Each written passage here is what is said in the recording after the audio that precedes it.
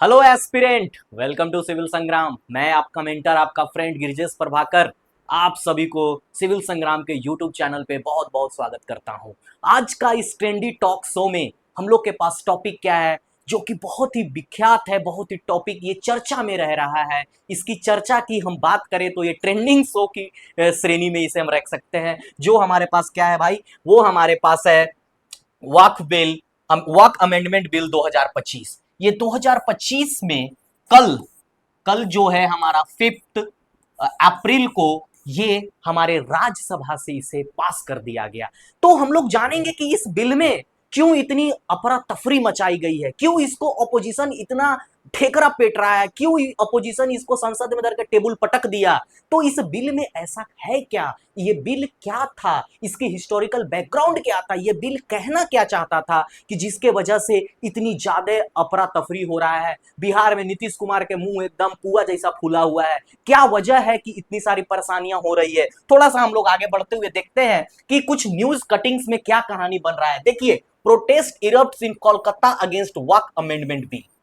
देखिए कोलकाता में किस तरह से भीषण प्रोटेस्ट हो गया, लोग सड़कों पे उतर गए हैं। और ये देखिए किसका है भाई, ये है हमारा टाइम्स ऑफ इंडिया का ऑथेंटिक ऑथेंटिक न्यूज़पेपर का ये कटिंग है। देखिए किस तरह से इसमें लिख रहा है कि thousands of protester took the street of Kolkata on Friday to voice their opposition in recently passed Waqf amendment bill. जो वक्फ अमेंडमेंट बिल जो है लोकसभा से पारित हो गया, राज्यसभा से कल पारित हो गया 5 तारीख को। तो ये किस तरह से ये माहौल बनाया जा रहा है, किस तरह से ऑपोजिशन का ये ऑपोजिशन किस तरह से हावी हो रहा है। तो क्या है ये वक्फ बिल, ये वक्फ बिल कि हिस्टोरिकल बैकग्राउंड क्या है, ये वक्फ बिल में होता क्या है और इसको क्यों इतना ज्यादा ऑपोजिशन कर रहा है। अब हमारे बिहार के नजरिए से देख लीजिए, नीतीश कुमार का किस तरह से मुंह एकदम पकौड़ा जैसा फूला हुआ है। क्या हो गया, तो देखिए मुख्यमंत्री नीतीश कुमार की party Janata Dal United JDU ने अब तक बड़े मुसलमान नेताओं को बांध रखा है अभी तक, लेकिन दूसरी तरफ छोटे नेताओं और कार्यकर्ताओं का वक्फ बिल संशोधन के खिलाफ इस्तीफा देना जारी है। यानी बड़े बड़े जो नेता हैं, प्रतिष्ठित नेता हैं, मुस्लिम नेता हैं, वो तो थोड़ा अपने लिहाज को रख रहे हैं, लेकिन छोटे छोटे नेता हैं जो इस्तीफा देने के लिए एकदम टेबल पटक रहे हैं। तो जदयू के बिल समर्थन किया जिससे नाराजगी है। तो जदयू जो कि क्या है बाबू, एनडीए का अलायंस है, एनडीए का गठबंधन में है। तो एनडीए का सरकार के द्वारा ये बिल को लाया गया है, 2024 में लाया गया था। अभी इस बिल को लाया गया था कब, ये देखिए, ये बिल को 2024 में लाया गया था। तो इस बिल को लाने के बाद इसमें जो भी अमेंडमेंट्स थी उसको एनडीए की गवर्नमेंट ने रखा। तो अपोजिशन जो है, इंडिया ब्लॉक है, उसको अपोज किया। तो इसको बोला कि भैया आप इसको दीजिए ज्वाइंट पार्लियामेंट्री कमेटी में दीजिए, जेपीसी में दीजिए। इसको क्या बोलते हैं, ज्वाइंट पार्लियामेंट्री कमेटी। ये ज्वाइंट पार्लियामेंट्री कमेटी क्या हुई, तो ये बिल को फिर से रिफॉर्म की, उस बिल में कुछ कुछ बातें हैं उसको सुधार की। उसके बाद इस बिल को 2025 का इस मॉनसून सेशन में सदन में पटका गया और उसके बाद ये बिल पास हो गया है। अब सिर्फ और सिर्फ प्रेसिडेंट का एसेंट बाकी रह गया है, उसके बाद ये कानून अमेंडमेंट बिल लागू हो जाएगा। तो देखिए किस तरह से बाबू, ये भी क्या है, अमर उजाला जो हमारा बिहार का अखबार है उससे ये कटिंग को लिया गया है, ये बहुत ही ऑथेंटिक है। तो इस तरह की प्रोटेस्ट और देखने को मिल रहा है हमारे बिहार में, कोलकाता में, बंगाल में। तो हमारे इस एरिया में, जोन में, और खास करके उधर भी साउथ में भी देखने को मिल रहा है। तो यानी जहां जहां मुस्लिम्स हैं उनको आपत्ति है। तो आपको ये बात ध्यान में आना चाहिए कि है क्या इस बिल में, ये बिल का क्या इंपॉर्टेंस है, ये बिल क्यों इतना ज्यादा इंपॉर्टेंट हो चुका है अभी कि ये पूरा ट्रेंडी पकड़ चुका है, ये ट्रेंडी टॉक्स के शो में आ रहा है। तो देखिए आइए इसके वाई इन न्यूज, ये न्यूज में बना क्यों, ये न्यूज में आने का वजह क्या हो गया। तो क्या हो गया बाबू, रिसेंट अमेंडमेंट एक्ट 2025। सबसे पहला बात कि ये 2025 अभी इस साल में आया तो 2024 में था, लेकिन पारित 2025 में हुआ। इसके वजह से ये क्या रहा है, चर्चा में रहा है। तो वक्फ board in India manage assets worth of 1.2 lakh crore, greater than most of the ministry of government of India. आपको एक बात बता दें कि रेल मिनिस्ट्री और डिफेंस मिनिस्ट्री से भी इन दोनों के बाद इसके पास जो लैंड है, इन दोनों के बाद सबसे ज्यादा, यानी थर्ड हाईएस्ट लैंड टेकर। बात को समझिए।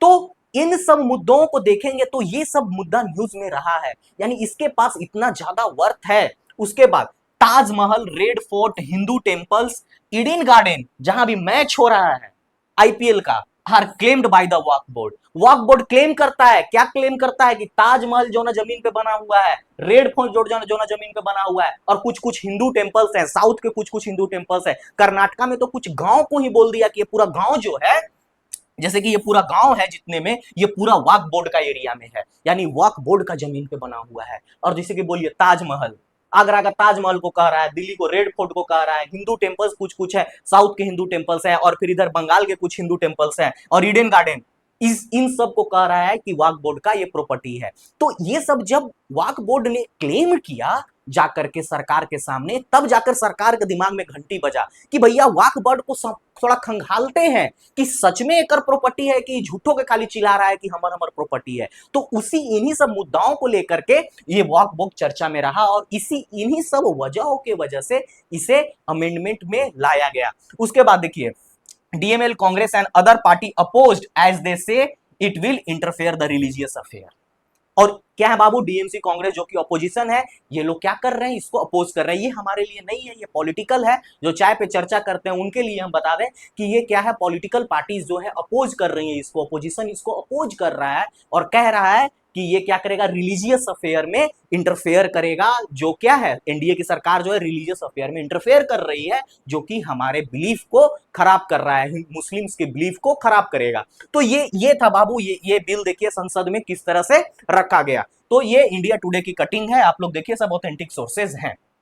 अब आते हैं हिस्टोरिकल बैकग्राउंड में। अब आपको कहानी को समझिए कि भैया ये वॉक बिल है क्या, इसकी हिस्टोरिकल बैकग्राउंड क्या है। तो इसकी हिस्टोरिकल बैकग्राउंड को समझते हैं, इसके इतिहास को समझते हैं। ये वॉक बिल कब लाया गया था पहली बार। द कंसेप्ट ऑफ वॉक bill was used by Delhi सल्तनत। दिल्ली सल्तनत और मुगल सल्तनत के पीरियड में इसे यूज किया गया था। किस चीज के लिए यूज किया था बाबू, इसको चैरिटेबल पर्पस के लिए यूज किया गया था, और इसे रिलीजियस पर्पस के लिए यूज किया गया था। तो वक्फ बोर्ड में क्या होता है, वक्फ बोर्ड में क्या होता है कि ये जो दिल्ली सल्तनत के जो राजा महाराजा थे, जो मुगल के राजा महाराजा थे, उन्होंने कुछ जमीन के टुकड़े दिए, ऐसे ऐसे जमीन के टुकड़े दिए, और उन्होंने कहा कि इस जमीन के टुकड़ों पर क्या होगा, सिर्फ और सिर्फ रिलीजियस अफेयर्स की कामें होगी। या तो यहाँ पर मस्जिद बनेगा, या फिर यहाँ पर मदरसा बनेगा, नहीं तो यहाँ पर होम शेल्टर बन सकता है ओल्ड एज के लिए, या फिर यहाँ पर हॉस्पिटल बन सकता है। तो ऐसे, और इन जमीनों को देकर के वो भूल जाते थे कि, और मानते थे कि ये जमीन किनका हो गया है, अब अल्लाह का जमीन हो गया है, गॉड का जमीन हो गया है, इस पे ना तो हमारा हक है, ना हमारे किसी खानदान के, किन्हीं का हक होगा। तो ये हो गया बाबू। तो वक्फ बोर्ड, वक्फ जमीन क्या होता है, ये जमीन के रिलेटेड क्या होता है, ये आपको समझा दिए। ये होता है बाबू कि कोई भी पर्सन जो है, मुस्लिम अथॉरिटीज जो है, मुस्लिम पर्सन जो है, वो अपने जमीन अपने स्वेच्छा से जमीन दे दिया, घोड़ा दे दिया, गाड़ी दे दिया, आगे हम आपको डिटेल में बताएंगे। पहले इसके हिस्टोरिकल बैकग्राउंड को समझिए। तो ये शुरू कहां से हुआ था, वक्फ का जमीन देना, वक्फ में जमीन देना, गाड़ी देना, घोड़ा देना, सोना देना, चांदी देना, पैसा देना, कुछ भी दे सकते थे, दे के भूल जाइए। वो किनका हो जाएगा, वो अल्लाह का हो जाएगा, वो गॉड का हो जाएगा। तो शुरू कहां से हुआ, दिल्ली सल्तनत से हुआ, मुगल सल्तनत से हुआ। उसके बाद बाबू ब्रिटिश आ गए।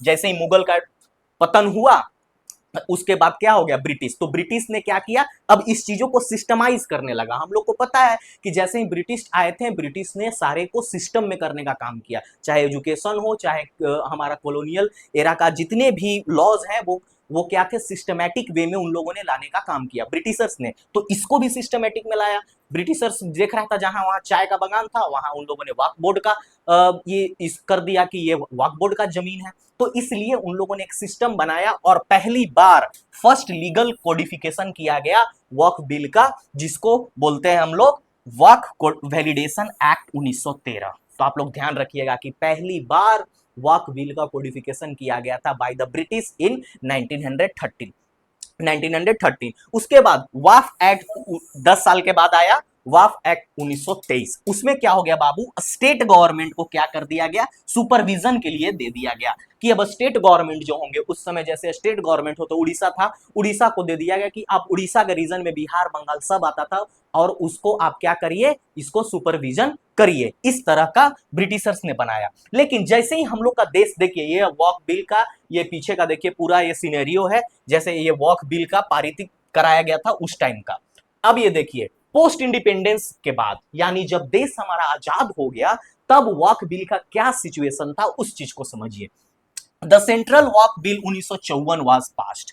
देश हमारा 47 में आजाद हुआ, सही में 47 में हुआ है, बाकी लोग को मत ध्यान दीजिए कि कब हुआ है, सही में 1947 में ही आजाद हुआ है हमारा देश। तो जब देश हमारा 1947 में आजाद हुआ तब एक बिल को पास किया गया, उसको क्या बोला जाता था भैया, उसको सेंट्रल वॉक एक्ट 1954। तो इसमें क्या हो गया इसमें बाबू हो गया formation of state Waqf board. इसमें स्टेट वक्फ बोर्ड को बनाया गया कि हर एक स्टेट का एक वक्फ बोर्ड होगा, वो क्या करेगा, एडमिनिस्ट्रेशन करेगा जमीन का, जो जो भी था, जमीन, गाड़ी, घोड़ा, जिन्होंने डोनेट किया है, जिन पर्सन ने डोनेट किया है, उन चीजों का एडमिनिस्ट्रेशन करेगा। उसके बाद द वक्फ एक्ट 1995 जो आया 1954 को रिप्लेस किया, इतने साल के बाद 1995 में आया। ये ही लैंडमार्क है, 1995 वाला ही लैंडमार्क है। इसी के अंदर हम लोग क्या कर रहे हैं अभी, इसी को हम लोग अमेंड कर रहे हैं। देखिए एक आगे 13 में भी आया था, 13 वाला और 1995 वाला दोनों को मिक्स करके अमेंड किया गया 2024 में। और क्या आया वो अभी आपको आगे बताएंगे। Act and become the main legal framework, यही देखिए, तो यानी 1995 वाला जो वाफ एक्ट आया वो मेन लीगल फ्रेमवर्क बना। अब देखिए इसमें क्या हो गया, इसमें हो गया बाबू establish central Waqf council. Central Waqf council यानी एक केंद्र में होगा, राज्य में तो 1995 में बन चुका था। ये देखिए राज्य वाला ये सब हो गया, ये हो गया, ये मान लीजिए बिहार के लिए बन गया, ये हो गया बंगाल के लिए, ये हो गया महाराष्ट्र के लिए, ये हो गया दिल्ली के लिए, हर के लिए बन गया। लेकिन इन सब के ऊपर एक सेंट्रल क्या बैठाया गया, सेंट्रल वक्फ काउंसिल, जो कब किया गया, ये किया गया 1995 में। ये तो 1954 में हो गया था, सॉरी 1954 में ही बन गया था स्टेट के लिए, और 1995 में सेंट्रल के लिए वक्फ बोर्ड बना दिया गया। तो वक्फ properties are registration is mandatory. अब इसमें एक और बात कहा गया कि इसी सब चीज को और इस बिल में बढ़िया से अमेंड किया गया है कि रजिस्ट्रेशन मैंडेटरी था, बट उसमें होता नहीं था रजिस्ट्रेशन। कोई वो अपना अपना जमीन का रजिस्ट्रेशन बढ़िया से कराता नहीं था। मान लीजिए कोई डोनेट कर दिया कि हाँ ये हमारे तरफ से लीजिए 2 बीघा जमीन है जो हम वाफ में देते हैं, यहाँ पर कुछ मस्जिद बनेगा, अच्छा खासा यहाँ पर प्लेग्राउंड बनेगा, यहाँ पर महिलाओं के लिए कुछ अच्छा बनेगा, तो उसका रजिस्ट्रेशन सही से होता नहीं था। इन्हीं सब पिटहोल्स को, इन्हीं सब लूपहोल्स को देखा गया, उसके बाद इसीलिए 24 में लाया गया। तो कुछ तो गड़बड़ होगा तभी अमेंडमेंट को लाया गया था। ऐसा नहीं है कि अमेंडमेंट लाना ये सब टाइम टेकिंग होता है, मनी कंज्यूमिंग होता है। तो जहां पर लूपहोल्स होता है सरकार वहीं पे ध्यान देती है। कहीं ना कहीं तो कोई पीड़ितारित हो रहा होगा, किसी ना किसी को तो कष्ट जरूर हो रहा होगा, इसलिए सरकार ने अपनी आवाज को उठाने का काम किया।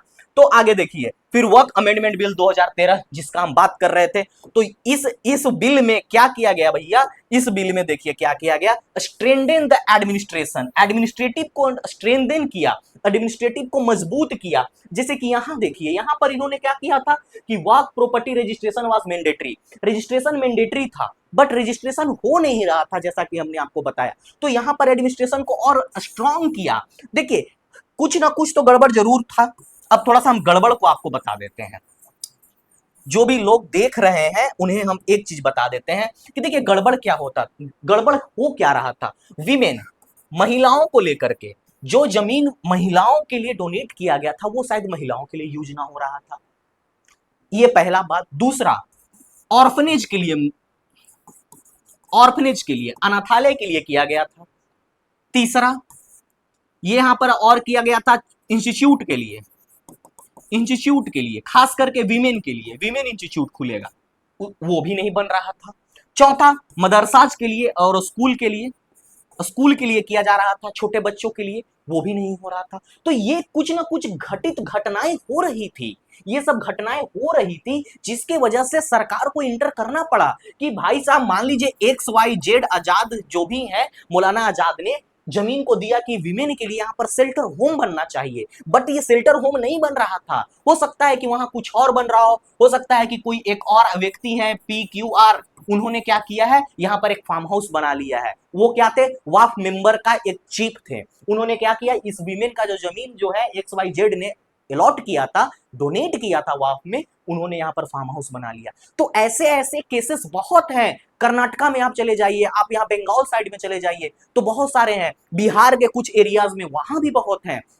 तो ऐसे यूपी, खास करके यूपी में जो भी है, जो वक्फ बोर्ड के नाम पर की 27% सबसे ज्यादा यूपी में है वक्फ बोर्ड का, लगभग 2 लाख इंस्टीट्यूट, 2 लाख प्रॉपर्टीज है वक्फ बोर्ड का। तो यहां पर क्या है बाबू, यहां पर जो है ना अधिक्रमण ज्यादा है। जो जमीन दिया गया था ऑर्फनेज के लिए, जो जमीन दिया गया था, अब भाई हम क्या किए कि ये लीजिए मौलाना जी, ये लीजिए वक्फ बोर्ड के मेंबर, ये हमारा 2 बीघा जमीन है, हम खुशी खुशी अपना जमीन है वक्फ बोर्ड को देते हैं। यहाँ पर कुछ अच्छा काम होना चाहिए, धर्मस्थल बनाइए, यहाँ पर बच्चों के पढ़ने के लिए बनाइए, जगह बनाइए, यहाँ पर मैदान बनाइए ताकि यहाँ सभी धर्म के बच्चे खेले, हिंदू मुस्लिम सिख ईसाई सब कोई खेले।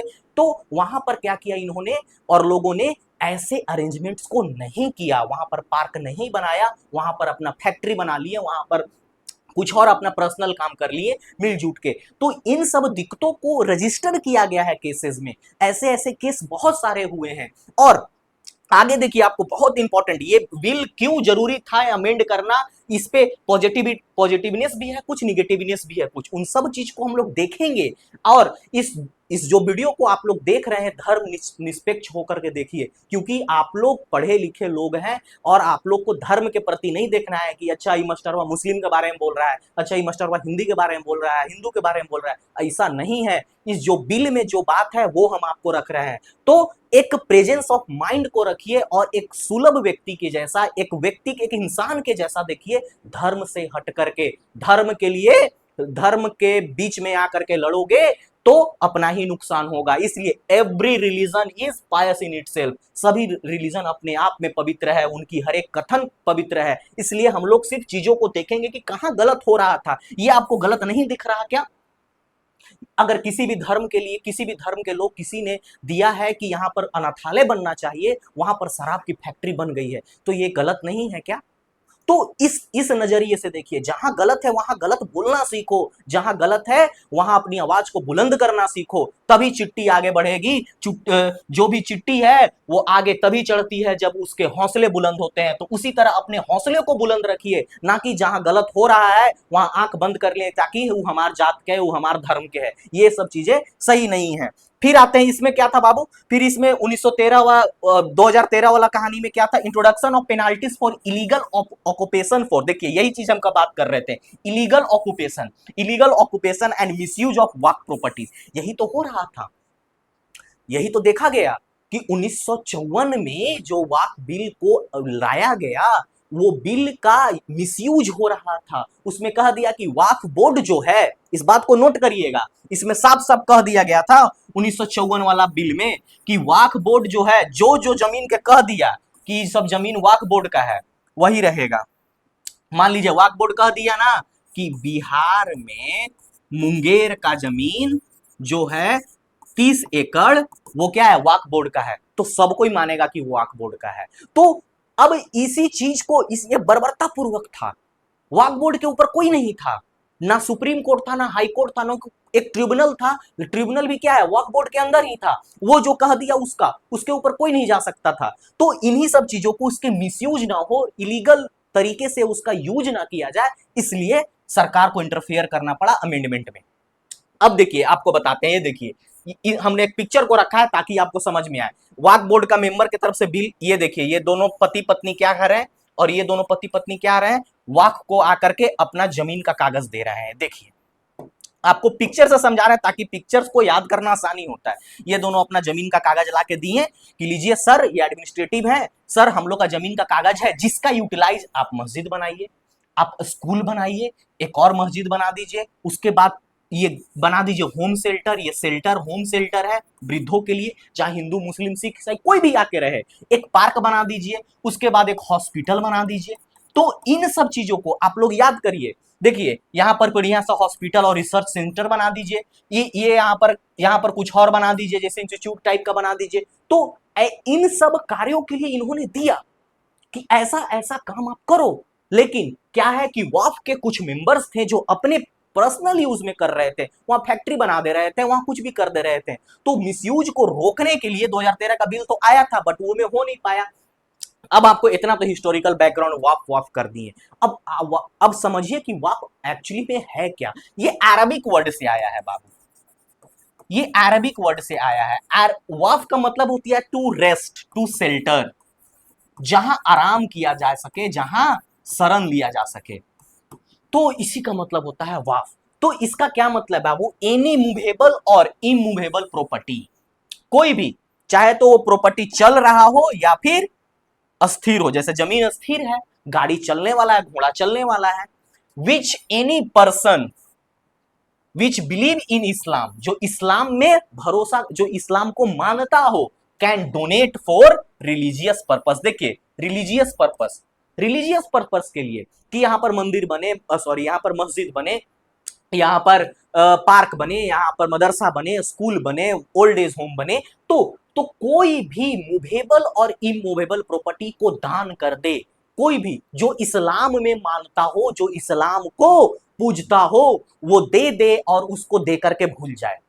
ना तो उससे उसका प्रॉपर्टी उसके मरने के बाद उसका बेटा क्लेम करेगा, ना उसकी पत्नी, ना उसकी बहन, कोई क्लेम नहीं करेगा। यानी once it donated it can't be sold, given away, वापस नहीं दिया जा सकता है, ना तो आप उसको बेच सकते हैं, और इनहेरिटेड, ना ही मान लीजिए आपके पिताजी ने डोनेट कर दिया तो आप जाके खड़ा नहीं हो जाइएगा खतियान लेकर के कि हमारा जमीन है, हमारा पिताजी डोनेट किए थे, तो ना तो वो वाफ में देने के बाद इनहेरिटेड हो सकता है, ना तो बेचा जा सकता है, ना आपको वापस दिया जाएगा। इसमें Allah is considered to the owner of the donated property, अल्लाह को डोनेटेड प्रॉपर्टी का मालिक माना जाता है। अल्लाह जो भगवान है, उनको इस प्रॉपर्टी का जो आपने डोनेट किया है उसके वो मालिक होते हैं। Any Muslim person who is 10 year of age और above can waqf any property to is of his name, तो जो भी 10 साल के व्यक्ति उसके ऊपर हैं, वो क्या कर सकते हैं, अपना जमीन, अपना कोई भी प्रॉपर्टी वाफ के नाम कर सकते हैं। बात समझ में आया? ये पहले का था कहानी, अमेंडमेंट हो चुका है, उसको भी हम लोग देखेंगे। ये देखिए, a gift keep keeping for Allah, ये अल्लाह के लिए गिफ्ट दिया गया है। A gift network sake for Allah, से भगवान के लिए, अल्लाह के लिए ये गिफ्ट दिया गया। देखिए बच्चे यहाँ खेल रहे हैं, यहाँ पार्क में बच्चे बैठे हुए हैं, यहाँ पर मस्जिद है, यहाँ बच्चे खेल रहे हैं, तो इन सब पर्पज के लिए ये क्या होता था, दिया जाता था। अब आते हैं बाबू, व्हाट इज वॉफ के अंदर ही क्या था। देखिए वॉफ इज अ बोर्ड,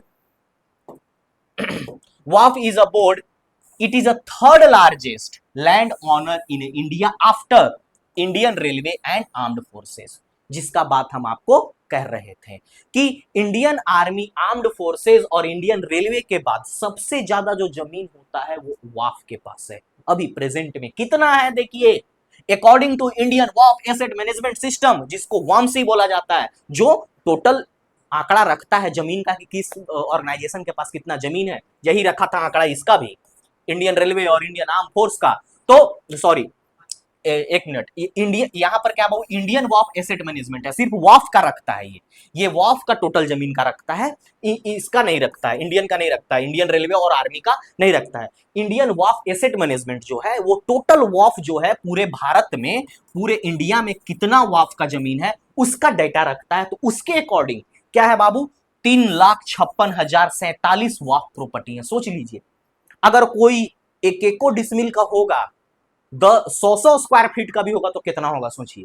खैर होता है एकड़ में, है एकड़ में होता है, 100 एकड़ 200 एकड़ ऐसे करके होते हैं एकड़ में, जिसमें क्या है बाबू, इमूवेबल प्रॉपर्टीज, यानी जो प्रॉपर्टीज इमूवेबल है, जैसे कि किसी ने अपना घर डोनेट कर दिया है कि इसमें क्या कर दीजिए, चैरिटेबल होम खोल दीजिए, तो वो कितने बाबू, 8,72,324।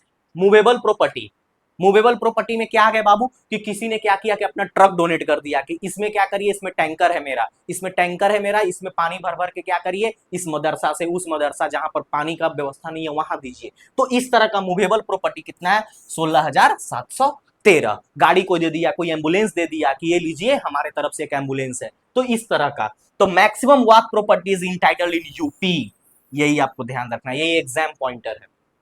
अगर वाक का ट्रेंड में है तो ये एग्जाम पॉइंटर है कि सबसे ज्यादा वाक प्रॉपर्टी क्या है, आप कौन से स्टेट में है, यूपी में। कितना, 27%, जो कि क्या है, आपको हम स्टार्टिंग में बताए थे, 2,32,547 प्रॉपर्टीज है। तो जो यहाँ का यही तो मिसयूज है, जहां सबसे ज्यादा प्रॉपर्टी है वहीं सबसे ज्यादा उसका मिसयूज किया जा रहा है लोगों के द्वारा।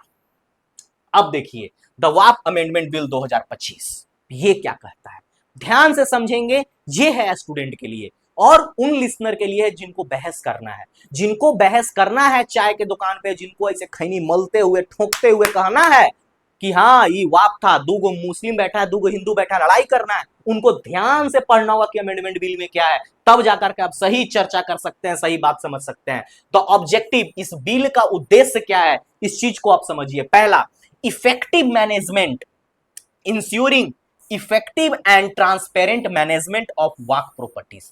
कितना सुंदर बात है। ये ऑब्जेक्टिव है, ये उद्देश्य है इस अमेंडमेंट का। ये उद्देश्य है कि क्या हो, इफेक्टिव मैनेजमेंट हो। अगर मौलाना साहब ने जमीन को अपना दे दिया कि ये लीजिए इसमें मदरसा बनना चाहिए, तो उसमें मदरसा ही बनना चाहिए, ना कि वहां पर साइकिल का फैक्ट्री बना दिए वाक मेंबर के, बोर्ड के मेंबर, और साइकिल प्रोडक्शन कर रहे हैं। तो ये सब बात आपको इस बिल का ऑब्जेक्टिव है। दूसरा, transparency in the activities and decision of Waqf board. Transparency होना चाहिए कि वक्फ बोर्ड जो डिसीजन ले रही है उसमें ट्रांसपेरेंसी हो। ऐसा ना हो कि एक बंद कमरा में ऐसे डिसीजन ले लिया जाए और उसमें किसी को पता ना चले। मान लीजिए ये जमीन है, ये जो जमीन है ये दिया गया था 5 मुस्लिम भाइयों के द्वारा मिल करके। भाई जब जमीन कोई देता है तो क्या होता है, उसका नाम लिखाता है वक्फ बोर्ड में कि हाँ ये जमीन डोनेटेड है। तो इसमें से ये क्या थे, ये जो ए वाले भैया थे बहुत स्ट्रांग थे, दिखा दिया गया कि सिर्फ और सिर्फ ए ने डोनेट किया है। ट्रांसपेरेंसी कहां हुआ, पांचों का ना नाम ना रखो, पांचों का नाम रखना चाहिए ना। तो यही ट्रांसपेरेंसी का बात करता है कि और सब चीजों को एक रिकॉर्ड में रखिए ना। इसी चीज का ऑब्जेक्टिव है इस अमेंडमेंट बिल का। सोचिए क्या गलत है, क्या ये बिल गलत है क्या? ये बातें तो सही है कि हाँ ट्रांसपेरेंसी तो होना चाहिए, और यही ट्रांसपेरेंसी नहीं है जिसके वजह से ये इतना ज्यादा करप्शन फैल रहा है। आगे आइए, आगे बात को समझिए। ये क्या है बाबू, ये हमारे संसद में जिस तरह से पेश किया गया, एकदम खचाखच भरा हुआ संसद, और यहां से पारित किया गया था। इस तरह से देखिए आप लोग को मिल जाएगा www.sansad.com पे, ये सारा इनका प्रोसीडिंग्स और इनका फोटो सारा मिल जाएगा। वाई अमेंडमेंट रोज? अब अमेंडमेंट क्यों लाया गया, ये तो उसका ऑब्जेक्टिव हो गया अमेंडमेंट का। अमेंडमेंट का ऑब्जेक्टिव हो गया कि करना जरूरी था क्योंकि चीजों को पटल पे रखना था, चीजें अस्त व्यवस्थित थी, उसको व्यवस्था में लाना था। द एग्जिस्टिंग वाक ऑफ 1995 जिसका हमने जिक्र किया था, पहला आपको याद रखना होगा, पहला 1954, दूसरा 1995, तीसरा 2013 और 2024। ये मोटा मोटी इंपॉर्टेंट है। क्या है बाबू, हैड सर्टेन लूपहोल्स, यही बात कर रहे थे ना, कुछ उसमें कमियां थी। विच इंश्योर अनलिमिटेड पावर, क्या था, कौन सी कमियां थी किसमें, 1995 वाली बिल में, unlimited power leading to arbitrary claims on the property. Arbitrary claims यानी मनमौजी क्लेम। मन कर गया कि अच्छा ये नहर के किनारे वाला 10 बीघा जमीन बहुत बढ़िया है, तो वक्फ बोर्ड अगर कह दिया ना कि जमीन जो 10 बीघा है राम श्याम की किसी का हो, किसी का हो, बात को नोटिस करिए कितना ज्यादा मनमानी था, किसी का हो, वो आर्बिट्रेरी पावर था। वक्फ बोर्ड अगर कह दिया कि 10 बीघा जमीन जो है वक्फ बोर्ड का है, तो ना तो आप उसको लेकर के सुप्रीम कोर्ट जा सकते हैं, ना हाई कोर्ट जा सकते हैं, कहीं नहीं जा सकते हैं। ट्रिब्यूनल में जाइएगा, ट्रिब्यूनल में उसका फाइनल डिसीजन फाइनल होता था। Arbitrary claims. उसके बाद एग्जाम्पल देखिए, हम ऐसा थोड़ी कह रहे हैं, कहेगा कि मास्टरवा कह रहा है, फिर यहां पर कुछ धर्म निष्पक्ष वाली लड़ाइयां हो जाएगी। काहे हो जाएंगी, देखिए एग्जाम्पल क्या था। 2013 amendment gave the board power to declare any property as a waqf which leads many dispute. देखिए 2013 का कहानी है। एग्जाम्पल में अमेंडमेंट ने ऐसा पावर दे दिया कि एनी प्रॉपर्टी, किसी प्रॉपर्टी को वॉफ जो है क्या कर सकती है, डिक्लेयर कर सकती है वॉक प्रॉपर्टी, जो कि मेनी डिस्प्यूट लड़ाई हुआ था 2013 का। आप फुटेज उठा करके देख लीजिए, अगर आपके पास अवेलेबल नहीं है तो I will make sure available in the next class, कि कर्नाटका में कितना ज्यादा विद्रोह हुआ था, कितने लोग कटे थे, लड़े थे, हिंदू मुस्लिम राइट हो गया था इस चीजों पर लेकर के। जब वक्फ बोर्ड ने अपना प्रॉपर्टी जो था, कुछ कुछ हिंदुओं का प्रॉपर्टी था, खास करके उन लोग मुस्लिम का प्रॉपर्टी ही करते थे, बट कुछ कुछ हिंदू का भी आ जाता था उसमें, तो उन लोग के बीच में लड़ाई हो गया। लड़ाई होने के बाद राइट हुआ था, तो ये था arbitrary decision. Delay in survey and registration, क्यों अमेंडमेंट लाया गया, डिले इन रजिस्ट्रेशन और सर्वे। सर्वे नहीं हो रहा है। कितना है जो हमने वामसी आपको बताया मैनेजमेंट का जो करता है जमीन का वाफ का, उसके इतनी ज्यादा लूफहोल्स हैं कि उन्होंने सर्वे नहीं कराया और रजिस्ट्रेशन जमीन का टाइम से नहीं कराया। लीगल रिफॉर्म्स जैसे कि lack of appeal against waqf decision and fixing the problem claiming the government properties as a waqf. क्या था? Lack of appeal. पहला आप आपको क्या बोल दिए कि ट्रिब्यूनल में आप जाएंगे तो वहां अपील नहीं कर सकते थे। काहे नहीं कर सकते हैं भाई? हम यहाँ पर लोग डिस्ट्रिक्ट कोर्ट से संतुष्ट नहीं है, वहां जाता है सब ऑर्डिनेट कोर्ट से संतुष्ट नहीं होता है, तुरंत भागता है हाई कोर्ट, हाई कोर्ट से संतुष्ट नहीं होता है सुप्रीम कोर्ट। तो हमें भी तो होना चाहिए। तो यानी कैसे मान ले कि एगो जो सुप्रीम ऑथोरिटी हो सकता है, सुप्रीम ऑथोरिटी एक को हम कैसे मान ले, उसके ऊपर कोई होना चाहिए। यही सब अमेंडमेंट था। बात को समझिए कि क्यों जरूरी था ऐसे चीजों को, जो कि third largest land taker of the India है, यानी उसके ऊपर तो होना चाहिए कोई। तो उस इसीलिए इस अमेंडमेंट को लाया गया।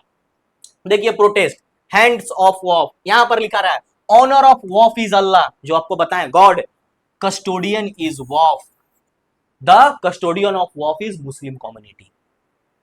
ठीक है, कस्टोडियन आप बनो, सही है, आपका रिलीजियस अफेयर है, आप कस्टोडियन हो, बट ट्रांसपेरेंसी होना चाहिए, रिकॉर्ड्स अच्छे से मेंटेन होना चाहिए, लोगों को तकलीफ नहीं होना चाहिए, करप्शन नहीं होना चाहिए। इन सब चीजों को इंश्योर कराओ। You must be custodian of your community. If Allah is your God then must be your community. तो यहां पर कुछ लूपहोल है, लूपहोल्स को हम लोग को देखना होगा, ये लूपहोल्स को सही करना होगा। अब आते हैं बाबू इस बिल का क्या प्रावधान है। अब आइए इस बिल का कंडीशन फॉर वॉफ डिक्लेरेशन क्या है? Only a person practicing Islam for 5 year can declare his property as a waqf. ये था बिल का प्रावधान। इसमें थोड़ा सा हमें लग रहा है, बाकी आपको लगे तो सही है, इसमें कहना चाह रहा है कि कोई भी व्यक्ति 5 साल से इस्लाम फॉलो कर रहा है तब ही वो अपना प्रॉपर्टी को वॉफ में दे सकता है या डोनेट कर सकता है। यहां पर थोड़ा सा टाइम लिमिट को लेकर के हम संतुष्ट नहीं है, बाकी राय अपना अपना होना चाहिए। सिर्फ और सिर्फ पॉजिटिवनेस नहीं, निगेटिवनेस भी देखना चाहिए। तो यहां पर थोड़ा सा हमें लग रहा है कि ये 5 साल कोई टाइम बाउंड आप नहीं कर सकते हैं, ये टाइम बाउंड हो गया भाई, ये टाइम बाउंड हो गया। ये मेरे तरफ से क्रिटिक्स है, एज योर मेंटर हम ये क्रिटिक्स डालते हैं कि कोई किसी को टाइम बाउंड नहीं कर सकते हैं आप। हो सकता है कि कोई इस्लाम से इन्फ्लुएंस 1 साल पहले हुआ हो सकता है वो इस्लाम से इन्फ्लुएंस 5 साल पहले वो 20 साल का था, हो सकता है 22 साल आते हैं तो उस इस्लाम से किसी से प्यार हो गया, उसे स्नेह हो गया और इस्लाम उसे अच्छा लगने लगा। तो आप कह सकते हैं वो फिर 23वां साल डोनेट कर सकता है वो, क्योंकि वो 2 साल पहले इस्लाम बना था, तो करने दो ना उसे। 5 साल का बाउंडेशन क्यों? ये थोड़ा सा हमें लगा, बट बिल में यही है। Appointment of non Muslim member, ठीक है, appointment of non Muslim member in a waqf क्या है बाबू? At least 2 non Muslim member in a certain central and state waqf board. ये सही चीज है, 2 नॉन मुस्लिम मेंबर को। इसमें क्या होता था, देखिए हम कोई भी, अब यहां पर थोड़ा सा उड़ जाता है कहानी लेकर के आर्टिकल 26 टू 28 तक का रिलीजियस अफेयर का, कि हाँ भाई सर्टेन रिलीजन में तो वहां सिर्फ रिलीजन का लोग रहे। तो इसमें क्या था कि एटलीस्ट 2 मेंबर और 4 तक हो सकते हैं मैक्सिमम। कितना होते हैं? टोटल 22 होते हैं, टोटल 22 होते हैं सेंटर में और 11 होते हैं स्टेट में। वाफ स्टेट बोर्ड जो होता है और सेंट्रल वाफ काउंसिल जो होता है उसमें 22 होते हैं। देखिए सेंट्रल वाफ काउंसिल में 22 मेंबर और स्टेट वाफ काउंसिल में 11 मेंबर। मैक्सिमम 4 हो सकते हैं नॉन मुस्लिम, और इसमें मैक्सिमम 3 महिला फीमेल, जो कि मुस्लिम, फीमेल मुस्लिम होनी चाहिए। ये हमें बहुत सही लगा, फीमेल का जो इंक्लूजन किया गया। देखिए एटलीस्ट 2 मुस्लिम विमेन होना चाहिए, किसमें? Representation of Muslim in a Waqf board, at least 2, maximum 3। ये बहुत सही लगा, और एटलीस्ट 2 नॉन मुस्लिम मेंबर। अब देखिए इसका फायदा क्या है नॉन मुस्लिम मेंबर का। देखिए मुस्लिम मेंबर अगर सारे के सारे होंगे तो सिर्फ क्या करेंगे, सिर्फ और सिर्फ मुस्लिम कम्युनिटी के बारे में सोचेंगे, तो ये क्या हो जाएगा, सिर्फ यूनिडायरेक्शनल बातें हो जाएंगी। अगर ऐसा नहीं है कि सिर्फ और सिर्फ ये क्या करेंगे, सिर्फ और सिर्फ हिंदू के बारे में सोचेंगे, अगर नॉन मुस्लिम जो भी मेंबर है वो सिर्फ और सिर्फ हिंदू के बारे में सोचेंगे, ऐसा नहीं है। वो लोग क्या सोचेंगे, हॉलिस्टिक सोचेंगे कि हिंदू और मुस्लिम के बीच में एक सन्मजय बना रहे, दोनों के बीच में बना रहे, ताकि कभी इन फ्यूचर कोई भी कंफ्लिक्ट ना हो। तो ऐसा हो तो सही है, इसमें कोई दिक्कत नहीं है। हम लोग सेकुलर है यार, हम लोग सेकुलर को फॉलो करने वाले हैं, हम लोग किसी धर्म को लेकर के हमारा संविधान थोड़ी ना है, हमारा धर्म को लेकर के संविधान बात नहीं करता। हम लोग भारत देश में है, हम लोग ऐसा देश में है जहां हिंदू मुस्लिम सिख ईसाई खिचड़ी जैसा रह रहे हैं हम लोग। तो क्या दिक्कत है कि कोई भी हिंदू जाकर के मुस्लिम के बोर्ड में बैठ जाए और वहां जाकर उसके मस्जिद में उसके नमाज में शामिल हो जाए, उसके उस डिसीजन में शामिल हो जाए, तो दिक्कत क्या है? हम लोग जब सेकुलरिज्म का बात करते हैं, हम लोग सेकुलर स्टेट होने का दावा करते हैं, तो हम लोग को कहीं भी इस चीज से तकलीफ नहीं होना चाहिए। और अब 22 में से 3 गो 4 गो हिंदू ही रहेगा तो क्या होगा कि बैलेंस्ड बना के रखेंगे। वो लोग क्या करेंगे, जैसे कि देखिए टोटल का टोटल 22 मुस्लिम्स ही रहेंगे, तो क्या होगा, सिर्फ और सिर्फ मुस्लिम्स ओरिएंटेड बातें होगी, जहां पर थोड़ा सा निगेटिविटी फैलने का डर हो सकता है। बट 4 2 3 नॉन मुस्लिम्स रहेंगे तो क्या होगा, बैलेंस अप्रोच की बात होगी, जहां ट्रांसपेरेंसी दिखेगा। तो ऐसा सोच समझ के चीजें को लाया गया है, तो इसमें कोई गलत बात है नहीं। चलिए नेक्स्ट क्या है, centre has power to audit the waqf. और जो क्या होगा बाबू, कंप्ट्रोलर, यहां पर थोड़ा सा गलती हो गया, comptroller general of India, comptroller general and auditor of India, CAG जिसको बोलते हैं, एंड ऑडिटर, ठीक है, comptroller auditor general of India जिसको कैग बोलते हैं हम लोग, सेंटर को पावर दिया जाएगा कि ऑडिट करे। क्या ऑडिट करे, पैसा कौड़ी कितना आ रहा है वो सब ऑडिट करे। डिस्ट्रिक्ट कलेक्टर और deputy collector has power to survey the waqf properties and declare the status of dispute, ठीक है। तो बाबू क्या था कि डिस्ट्रिक्ट कलेक्टर और डिप्टी कलेक्टर के पास पावर होगा क्या करने का, कि सर्वे कराइए वॉफ लैंड को, और जो भी डिस्प्यूट में है उसका स्टेटस जो है सेंट्रल को रिपोर्ट करिए, ठीक है। पहले ये सब चीज को ध्यान दीजिए भैया, ये ऑडिट ऑडिट का पावर कुछ नहीं था, कुछ नहीं था, तभी ना धांधली हो रहा था। ये डिप्टी कलेक्टर इन सब को इंश्योर कराया गया ताकि डिस्प्यूट के स्टेटस को, पहले क्या होता था, वॉफ ट्रिब्यूनल में जाता था, वॉफ ट्रिब्यूनल में जाता था, जहां करके वहां से कोई एपेक्स बॉडी नहीं था, तो एपेक्स बॉडी बनाया गया। While dispute properties under the control of government, control में होगा कब, जब कोई डिस्प्यूट चल रहा हो, declare the status of dispute, तो मतलब कोई डिस्प्यूट चल रहा हो तो उसी दौरान वो प्रॉपर्टी किसके अंडर होगा, सेंट्रल गवर्नमेंट के अंडर में होगा। जब क्लियर हो जाए कि ये वॉफ का है या फिर सरकार का है या फिर किसी लोग का है, तब उसको दिया जाएगा। लेकिन जब तक डिस्प्यूट चलेगा वो किसके अंडर होगा, सेंट्रल गवर्नमेंट के अंदर होगा। Tribunal decision is final decision has been removed, यही चीज का हम बात कर रहे थे। जो ट्रिब्यूनल का डिसीजन होता था वो फाइनल होता था, उसको हटा दिया गया। Appeal in the high court is allowed with in 90 days. कितना सही बात हो गया, ये तो हमारे मुस्लिम भाइयों के लिए ही सही होगा। और उन्हीं लोग का अपील था, केसेस दर्ज हुए हैं कई थानों में कि हमारा जमीन था, वक्फ बोर्ड ने कर लिया, तभी तो अमेंडमेंट आया, अमेंडमेंट अपना मन थोड़ी आ गया। बहुत सारे केसेस रजिस्टर्ड हुए हैं तब जाकर के ये ऐसा आया है, इस अमेंडमेंट को देखा गया है। तो ये चीज बहुत सही था, तो अपील कर सकते हैं। अब registration of all waqf property within 6 month on a central portal, central portal पे करना चाहिए। और Central Waqf Council as a apex body for decision related to the waqf properties, यानी सेंट्रल वक्फ काउंसिल जो होगा वो एपेक्स बॉडी होगा। यहां पर एरर हो गया है, टाइपिंग एरर, कभी कभी पीपीटी में नहीं लेता है कोई वर्ड। तो Central Waqf Council as a apex body for decision related waqf properties, यानी सेंट्रल वक्फ काउंसिल होगा, ना कि सेंट्रल वक्फ ट्रिब्यूनल। यहां पर क्या था बाबू, किसको रिप्लेस किया गया, वक्फ ट्रिब्यूनल को, वक्फ ट्रिब्यूनल, और किसको, वक्फ काउंसिल को। वक्फ काउंसिल जो था वो डिसीजन लेता था, वक्फ बोर्ड को यहां पर आप इजिली रखिए, वक्फ ट्रिब्यूनल नहीं रख करके आप यहां पर वक्फ बोर्ड रखिए, वक्फ बोर्ड। वक्फ बोर्ड को रिप्लेस किया गया, जो कि उसका अल्टीमेट होता था, उसके जगह सेंट्रल वक्फ काउंसिल बनाया गया, जो कि एपेक्स बॉडी होगा डिसीजन लेने के लिए। और अगर रजिस्ट्रेशन करना है 6 मंथ, यहां पर थोड़ा सा हम बोलेंगे, यहां पर हमारा खुद का फिर से पर्सनल रहा है कि इसको विद इन 6 मंथ को कहीं कहीं से प्रॉपर्टीज को थोड़ा एक्सटेंड कर दिया जाए, ताकि 6 मंथ में पॉसिबल नहीं हो सकता है। तो ये सब मेरी पर्सनल राय है, बट बिल में यही है। तो आप लोगों को कैसा लगा ये कहानी जो हम आपको बताएं, यही कहानी था, इसी कहानी को लेकर के इतना हल्ला हो रहा है। तो यही अमेंडमेंट बिल है, बस प्रेसिडेंट का एसेट लगना बाकी है, उनका लग जाए मोहर, ऐसे ठप्पा मार देंगे, उसके बाद ये क्या हो जाएगा, कानून बन जाएगा। तो आजकल में ये कहानी भी क्लियर हो जाएगी। तो देखिए आप लोग को सिर्फ और सिर्फ ये नहीं देखना है कि ये हिंदू के रिलेटेड है, ये मुस्लिम के रिलेटेड है।